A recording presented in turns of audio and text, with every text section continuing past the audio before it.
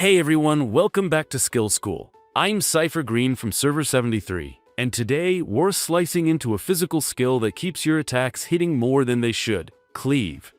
It's simple, steady, and great for spreading the pain around.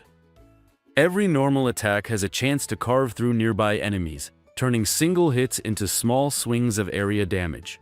If you like your damage clean and your pressure constant, Cleave cuts right to the point. So, what does Cleave actually do? Cleave is a passive skill, which means it works automatically once you equip it. You do not have to press anything. Every time your immortal performs a normal attack, there is a chance for Cleave to activate. When it activates, your immortal deals extra physical damage to 2 nearby enemies. At lower levels, the chance for Cleave to trigger is smaller, but as you upgrade it, that chance increases until it reaches 75% at level 8. The extra hit does not replace your normal attack. It is a bonus strike that spreads out to nearby targets. The damage from Cleave also increases with level, starting at 22.5% and reaching 75% of your immortal's physical attack when fully upgraded. There is no cooldown, and it can activate as often as your immortal attacks. The higher the skill level, the more often you will see those extra cleaves land. Now that you know what Cleave does, let's talk about what it costs to get it running. You can see the full cost breakdown on screen while we go through this. Cleave unlocks at Tower of Knowledge level 31 and costs 20,000 soul crystals to unlock. The upgrade costs steadily increase as you progress the levels. From level 7 to 8 costs 72,000 soul crystals, and the total cost to fully upgrade Cleave is 183,400 soul crystals. So who actually makes the best use of Cleave? You can technically place this skill on any physical attacker, but it works best on Hannibal and Alex. Both have ultimate skills that boost their normal attacks, which means more chances for Cleave to trigger and more damage spreading across the field. Starting with Hannibal, his ultimate, Howling Blast, already gives him his own built-in Cleave effect.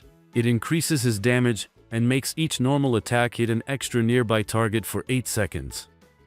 When you add the tower version of Cleave on top, both effects can activate together, creating multiple extra hits from a single swing. Each attack triggers his natural Cleave and has a chance to trigger the tower version separately, giving him strong area coverage through constant splash damage. If his exclusive artifact is equipped, that synergy gets even stronger. The artifact turns Howling Blast into a permanent passive, so Hannibal keeps his own Cleave effect active for the entire fight. Combined with the tower version, that makes him one of the most reliable sources of physical area damage in the game. Now for Alex. His ultimate, Eternal Conquest, boosts his attack damage and attack speed while giving him control immunity. Since Cleave triggers from normal attacks, the faster Alex attacks, the more often it activates. The attack speed increase is what makes Cleave shine on him, keeping the extra hits coming one after another. If his artifact is equipped, Eternal Conquest becomes a passive skill, so his attack boosts and control immunity stay active the whole time. That keeps Cleave running steadily through the entire battle.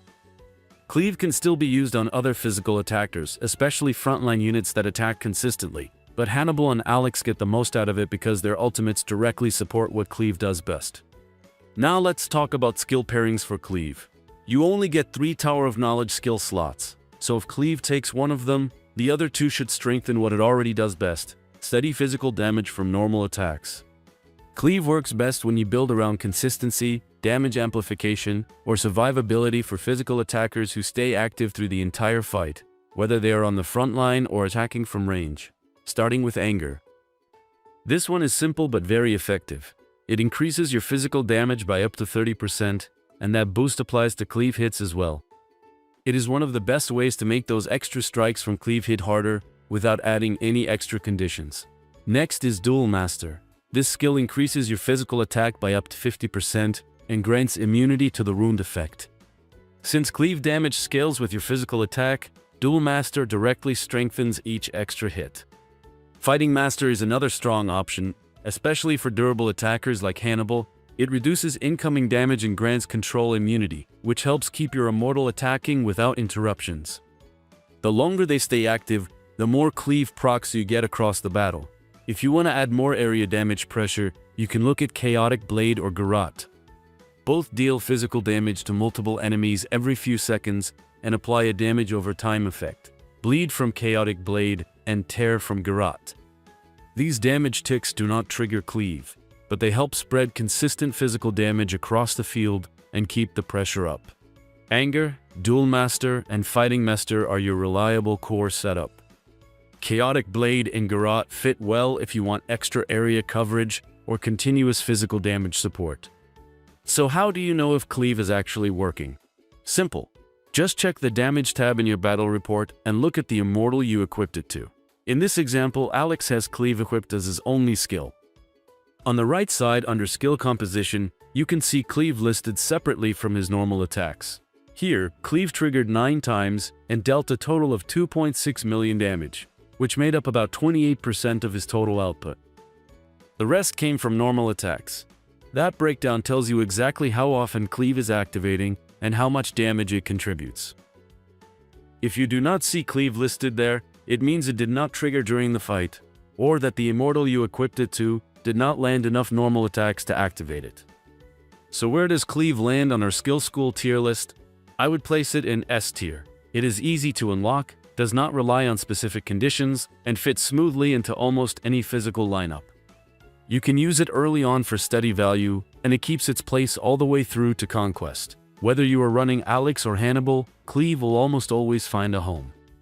It is flexible, dependable, and adds real weight to your physical teams without needing fancy setups. And that's Cleave, one of the simplest but most effective physical skills in the Tower of Knowledge. It might not have the flash of the high-end passives, but its reliability and scaling make it a core pick for any physical team. Have you been using Cleave in your setup? Let me know how it's performing for you in the comments.